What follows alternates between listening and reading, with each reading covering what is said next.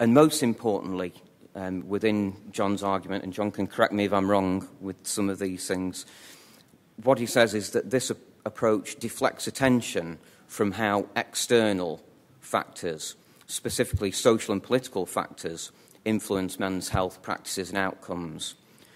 So this argument that it's all somehow men's fault obscures the fact that there are wider social and political issues that influence men in terms of their health practices and their health outcomes. And certainly people who've read some of the work that I produce will know that I have a lot of sympathy for these views.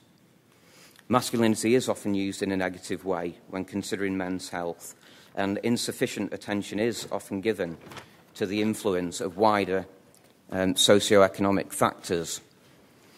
However, to me, the problem here is about a poor way of conceptualising masculinity and how it's applied.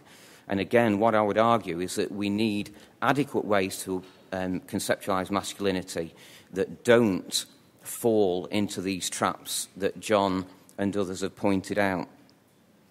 And that's what I hope to turn to next, to begin to look at what an adequate conceptualisation of masculinity might look like and why that's important to maintain a focus on masculinity.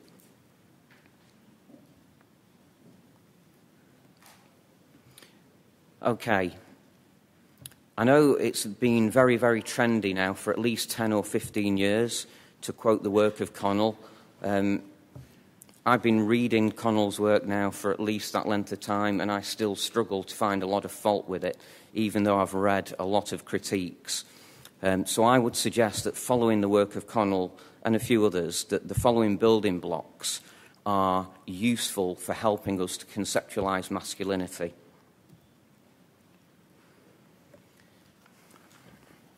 So firstly, we need to see masculinities as configurations of social practice.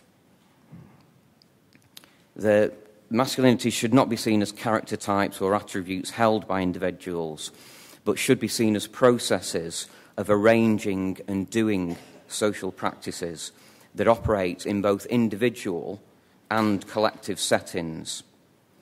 So masculinities in this way should be conceptualised as occurring within sets of social relations and specifically seen as part of a dynamic of gender relations. Oops.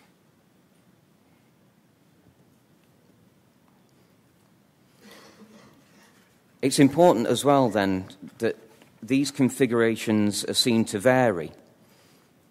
In other words, not all configurations of masculinities are the same. Not all men are the same. But some configurations of masculinities are dominant over others.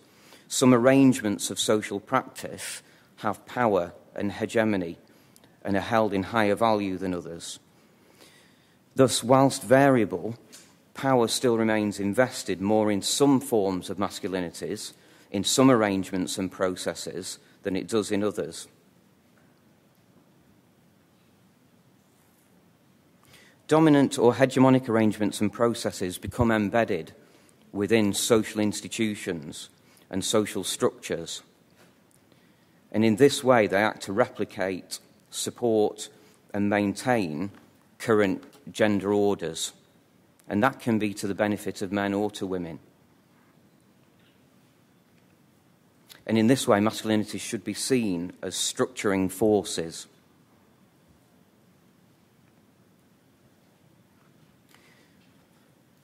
Whilst recognising that masculinities are configurations of practice that men can and do move within and between, so an individual man doesn't just stick with one configuration of masculinity, one set of social practices. He will move between different sets of social practices in different contexts. It's also important to recognise that the embedding of hegemonic configurations within social institutions and structures also acts to constrain men's opportunities to be engaged in varied configurations. That is, these configurations are not, in postmodern terms, they're not free-floating signs and signifiers that men can choose at will to enter into. And in this sense, masculinity should be conceptualized as both a producer and a product of individual agency, but also of structure. So finally, what I want to do is just to look at why conceptualizing masculinity in this way is of use.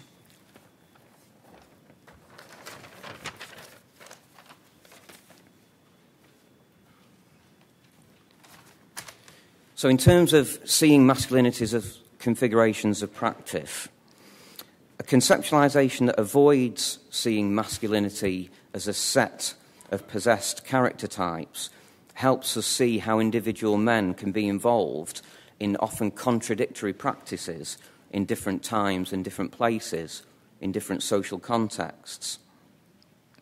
And this has methodological implications for research into men and masculinity and into men's health practices, as it's no longer logical to attempt to measure masculinity characteristics within an individual man and correlate these to particular health outcomes or health behaviours.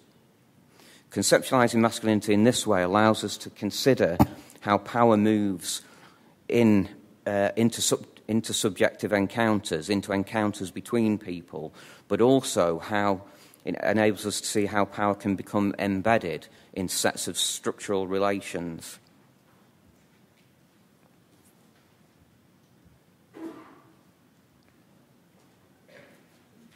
So, understanding configurations as hierarchical, with some configurations of masculinity having dominance over others, allows us to explore differences between groups of men and to understand how the subordinating or marginalising of some configurations creates different health practices and outcomes that are cross-cut by other aspects of identity, such as ethnicity, sexuality, disability. So, for example, the marginalisation of disabled men leads to a situation where they have lower incomes, higher living costs than non-disabled men, and this has subsequent negative impact on health outcomes for disabled men.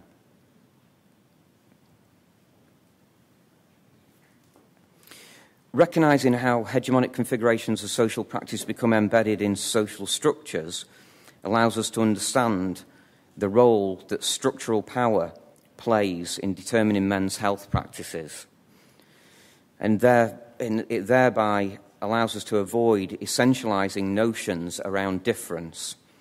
For example, it allows us to understand the over-representation of black men in certain areas of the mental health services and their concentration at the hard end of mental health services, such as more black men are put into secure units, they have more physical treatments like ECT and neuroleptics, and they're more frequently put into seclusion. And this is not a result of any essential biological difference or psychological makeup, but is an example of how hierarchical structuring of masculinities acts to subordinate particular configurations, in this case, black masculine configurations. And finally, the embedding of masculinity within social structures allows us to understand that whilst men's health and other practices are diverse, they're not simply a matter of free choice. The power invested in social structures does not determine action in a simplistic way, but it does limit and constrain the choices that are available to particular men. In this way, men are both the agents and objects of practice. For example, poor eating practices that are developed through a particular social context are readily compounded by the lack of affordable, healthy eating products in areas of social deprivation.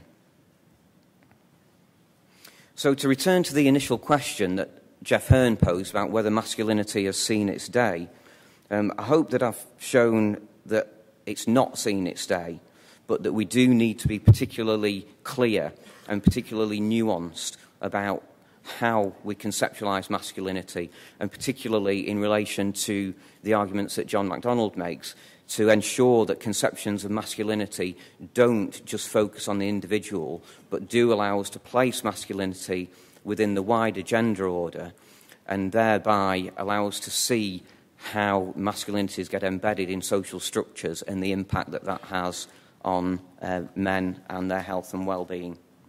Thank you.